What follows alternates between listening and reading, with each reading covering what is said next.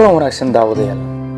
Marka hore waxaanu ka cudur daaranaynaa in aynaan muuqaalkan uga gol lahayn in aynu ku suurad xumayno dhaqan ama diin gaar ah. Kaliyana ujeedku yahay in aanu ku soo bandhigno xaqiiqooyin la maldahay iyo ku tiro-ku-teenno sanado badan la faafinayay, kuwaas oo dadka badankiisa ay rumaysteen oo ay aamineen. Arrintaasi waxa ay ka dhalatay muuqaalo la farsameeyay oo dadka looga dhigay wax si dhab ah u dhacaya oo mucjiso ah. Si aan u soo bandhigno dhinaca xaqiiqda iyo runta ah ee muuqaalada soo socda, waxaanu bixinay dadaal iyo howlgal aan yarayn oo aanu ku soo baaraynay sida ay wax u jiraan, annaga oo ujeedka ugu weyn ee aanu leenahayna uu yahay in aanu bidhaamino xaqiiqda dhabta ah. Fadlan nagu caawi in muuqaalkan ay dad badan daawadaan, adiga oo ka helitaankaaga cabirayana like ku dhufo si ay dhiirigelin noogu noqoto.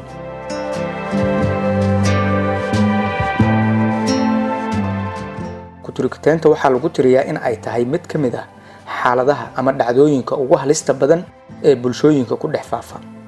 Maalin kasta oo ay qorraxdu soo baxdo, waxaa la soo baxa ku-tiro-ku-teenno badan oo hor leh. Xal kalena ma laha ku-tiro-ku-teennadaasi aan ka ahayn in xaqiiqdooda la soo bandhigo, iyada oo mararka qaar xitaa aysan intaas oo keliya ku filnaan.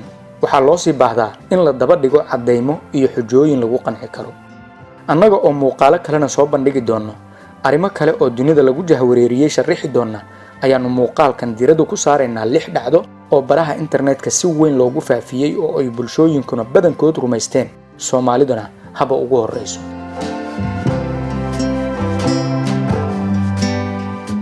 Muuqaalka koowaad: ay u hadli kara sida bani aadamka. Say something. No. Waxaan filayaa in qaarkeen ay daawadeen oo ay ku taxan yihiin barnaamijyada Got Talent-ga oo kuwooda ugu waaweyn ay yihiin American Got Talent iyo Britain Got Talent. Sida Got Talent-yada loogu soo bandhigo waxyaabaha indhasracaadka ah oo aan dhab ahayn, ayuu ninkanina eeygiisi ugu soo bandhigayaa masraxyada isaga oo la sheekaysanaya. Think I am stupid? Yes. Dadka ka qaybgalayaasha badankood ama aan iraahdo dhammaantood aad ayay ula yaabaan iyaga oo rumaysan la waxa dhacaya.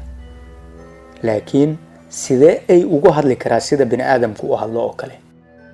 Muuqaalkan aad ayuu ugu dhex baahay baraha bulshadu ku leedahay internetka. Dad badan ayaana aaminay oo rumaystay in eeygaasi hadli karo. Marka hore, si fudud waxaanu u dhihi karnaa eeygu ma hadli karo sidiisaba. Qofka hadlaya waa isla ninka eeyga wata naftigiisa. Ninkani waxa uu eebbe ugu deeqay hibo gaar ah, taasoo la yiraahdo hibada uurka hadlidda. Wuxuu kari karaa in uu sameeyo codad iyo shanqarro isaga oo aan dhaqaajin bushmihiisa. Isla waqtigaasi eeyga ayuu afkiisii faydayaa si xirfadaysan si uu daawadayaasha ugu muujiyo in waxa hadlaya uu eeyga yahay. Xaqiiqdu waxa ay tahay in qofka hadlaya uu ninku yahay ee uusan eeygu ahayn. Daawade, haddii aad intaasi ku qanci weyso, isku day in aad si degan u daawato muuqaalkan yar, si dhow u fiiri bushmaha ninka. Waa marka uu ku fashilmay in uu fururihiisa isku hayo, kadibna hadlo isaga oo aan dhaqaajin. Yes. Good. All together. Feelings. Dhinaca kale, bal si degan u eeg madaxa eeyga. Sidee codkiisa loo maqli karaa wax mikrafoon ahba kuma xirna, oo codbaahiyuhu waxa uu u xiran yahay isla ninka. Laakiin si aan xaqiraad ku jirin ayaanu u dhihi karnaa in ninka iyo eeygiisuba ay leeyihiin hibo gaar ah, ayada oo uu ninkani karay in uu si sugan u tababaro eeyga, taasoo keentay in eeygu uu afka furo oo uu kala dhaqaajiyo marka uu ninku hadlayo, ama uu ku sameeyo taabasho uu eeygu dareemi karo. You don't want to speak anymore? No. Okay. And now? Oh yes, I. Muuqaalka labaad: Trump oo bidaar laga soo saaray. Muuqaalkani muhiimad weyn ma laha, laakiin wax dhibaato ah ma lahan in aanu si kooban oo dhaqso ah uga hadalno. Wariye wareysanaya Donald Trump ayaa weydiinaya, waxaa nagu maqaalo ah in aad bidaar leedahay, sidaas daraadeedna timahaaga oo badan ayaad ku qarisaa bidaartaada, ma run baa? Waxaan ku xaqiijinayaa in wariyaha iyo madaxweynuhu ay horay ugu heshiiyeen in madaxa Trump faraha la geliyo, timihiisa la kala firdhiyo. Ujeedku ugu weynina waxa uu yahay in dadka la tuso heerka uu gaarsiisan yahay dulqaadka iyo bashaashnimada Donald Trump. Muuqaalkii ayaa baraha bulshada la dhex keenay isaga oo Photoshop lagu soo sameeyay, waxaana la baahiyay in Trump uu bidaar leeyahay, balse uu dadka ka qarin jiray waqti badan. ayada oo laga dhigayo in uu yahay qof wax badan oo xaqiiqo ah qariya maadaama naftiisa xitaa uu dadka uusan si xaqiiqo ah ugu soo bandhigin. haddaba waa kan muuqaalka dhabta ah.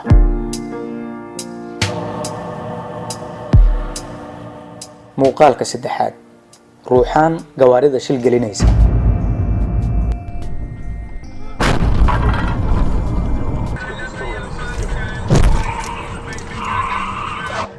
waaba tan ugu daran ee beled iyo baadiye la gaarsiiyey dad badanina rumaysteen oo mucjiso ay u qaateen.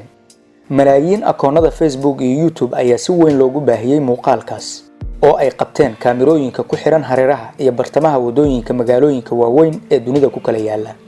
baabuur ayaa si xoog badan loogu dhacayaa ama iyaga ayaa wax ku dhacaya, kuwa ayaa iska rogmanaya. waxaa soo gaaraysa jug iyo waxyeello xoog badan, shanqar culus oo ku dhicitaan ah ayaa la dareemayaa. haddana waxaas gawaarida ku dhacaya lama arki karo. dad badan ayaa u fasirtay ama loogu fasiray in waxani ay yihiin duulal ama ruuxaan magaalooyinka soo weerartay. dabcan waxaas waxba kama jiraan. maxaase dhab ah? dhabtu waxa ay tahay muuqaaladan gawaarida shilalka galaya dhacda ahaan waa kuwa xaqiiq ah, laakiin waxaa lagu sameeyey farsamo khiyaano huwan oo loo adeegsaday barnaamijyada muuqaalada lagu jarjaro ee casrigan la adeegsado.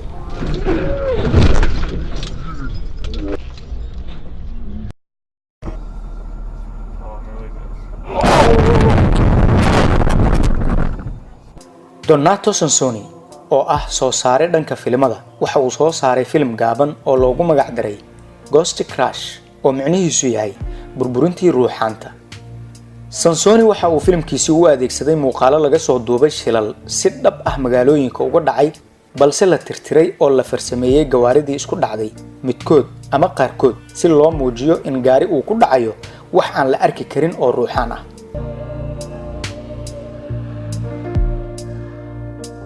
muuqaalka afraad, dhimashada musaarica Eddie Guerrero riigada dhexdeeda.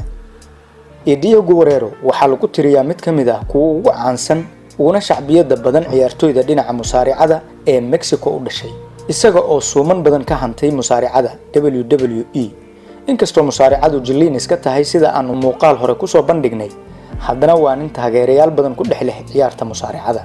sidaas oo ay tahayna waayihii dambe waxaa si weyn u faafay muuqaalkan oo lagu sheegay in uu ninkani ku dhex sakaraaday riigada musaaracada dhexdeeda isaga oo tartan ku jira kadibna geeriyooday.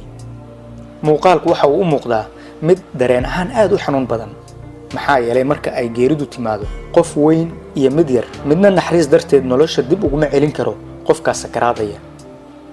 xaqiiqdu waxa ay tahay ninkan musaarica ah marka ay arrintani dhacaysay waa uu xanuunsanaa, kadibna sidaas ayuu u dhacay xanuun dhinaca wadnaha ah dartiis. isbitaal ayaa loo qaaday markaas oo sanadku uu ahaa 2004. inta uu caafimaadkiisii dib u helay ayuu kadib waqti badan uu noolaa oo uu shaqaysanayay, isaga oo mar dambe ku geeriyooday qol uu ka deganaa hotel u kireysnaa isaga.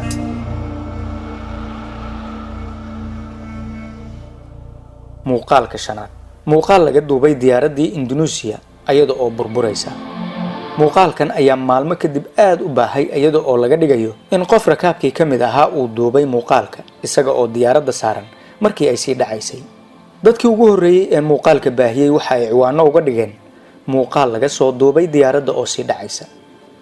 diyaaraddan oo ka kacday magaalada Jakarta iyada oo ku sii jeeday Bakalpanj ayaa ay cilad ku timid 12 daqiiqo kadib markii ay duushay, waxayna ku dhacday badda.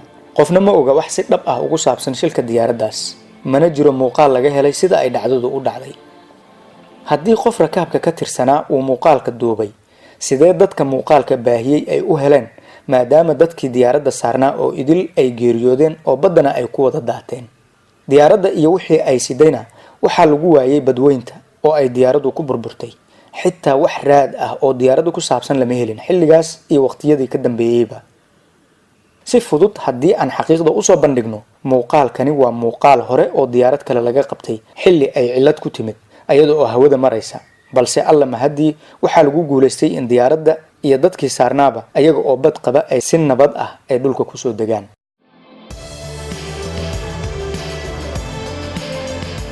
muuqaalka lixaad, diyaarad hoon yeerinaysa.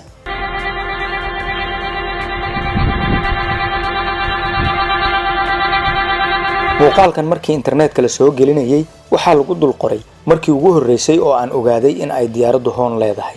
dad badan ayaa muuqaalka rumaystay oo aaminay in diyaaraddu ay hoon leedahay. diyaaraduhu ma sida gaadiidka kalaa hoon miyay leeyihiin? xaggee hoonkaasi ku yeeriyaan? haa, diyaaraduhu hoon way leeyihiin.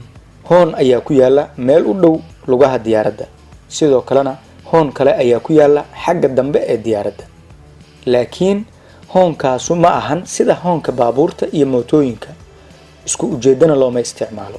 kan diyaaradda waa mid loogu talagalay in loo yeeriyo digniin ahaan, sida marka uu diyaaradda dab qabsado. si loo muujiyo halka ay halistu ka haysato diyaaradda ayaa hoonka loo yeeriyaa. marna ma dhacayso in baayiloodka diyaaradda uu hoon iska yeeriyo, ha jooga garoonka dhexdiisa ama hawada sare ha ku jiro, aan ka ahayn in ay cillad jirto ama halis kale. muuqaalka aan daawanay oo diyaaradda hoonka yeerinaysa waa mid la been abuuray oo hoonka la dul saaray, balse waa kan muuqaalka asalka ah ee diyaaradda oo aan wax hoon ah yeerinayn.